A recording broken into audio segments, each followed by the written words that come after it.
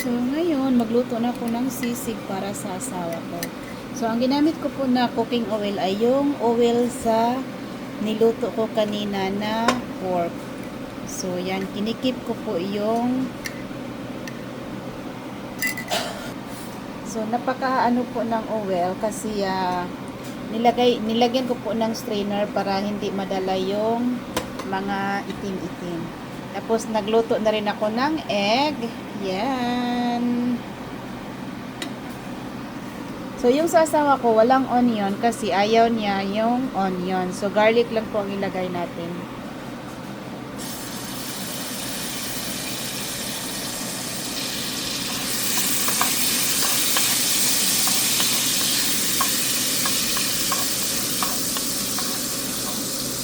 So, ito lang po yung sasawa ko. Garlic lang po ang ating ilalagay.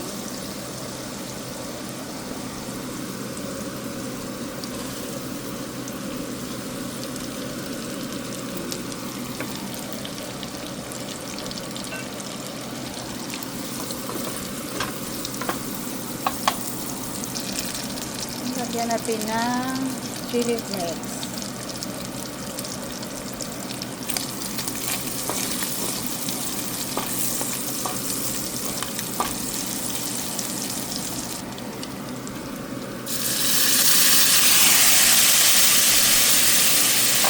Dahil wala po akong magic sarap, bitsin na lang po ang ilalagay ko.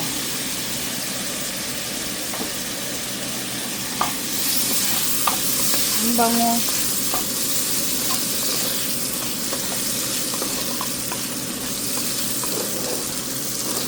Parang medyo marami yung oil natin na nailagay. Ayan, tama na to. Napakasimple lang po yung sa kanya. So, ipakita ko sa inyo paano ko i-prepare. So, ganito lang kasimple yung sa asawa ko. Pero, may may version siya ng sisig na pinapaluto sa akin. So, next time, gagawin ko yung sisig version niya na ako ang pinapaluto. Yan. So, next, gagawa pa ako para sa anak ko. So, kaunti lang po ang oil na ilalagay ko kasi medyo maraming oil kanina.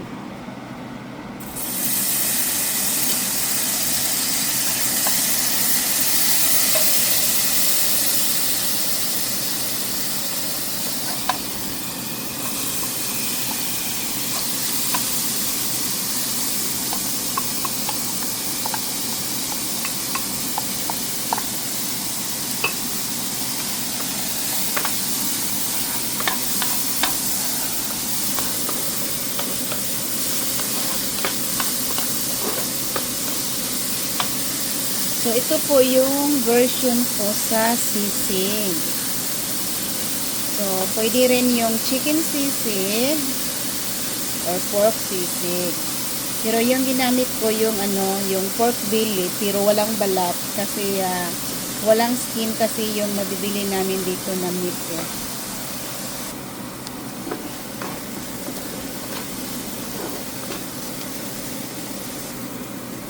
Ngayon, ilagay na natin to.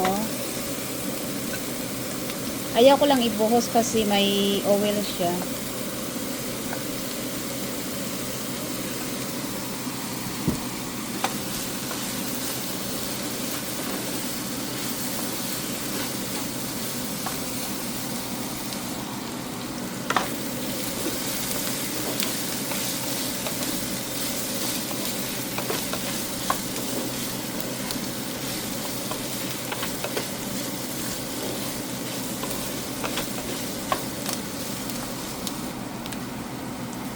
Lagyan natin ng chili flakes.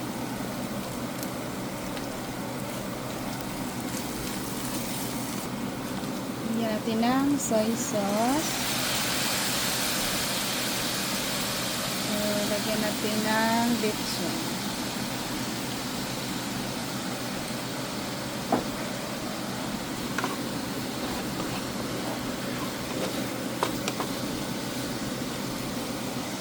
So, lagyan ko ng Miracle Whip.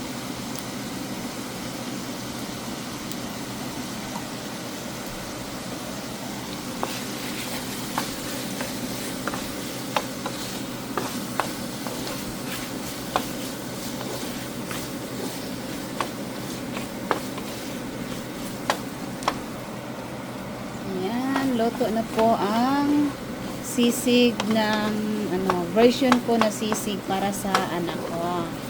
So, ito yung pork sisig version number 1.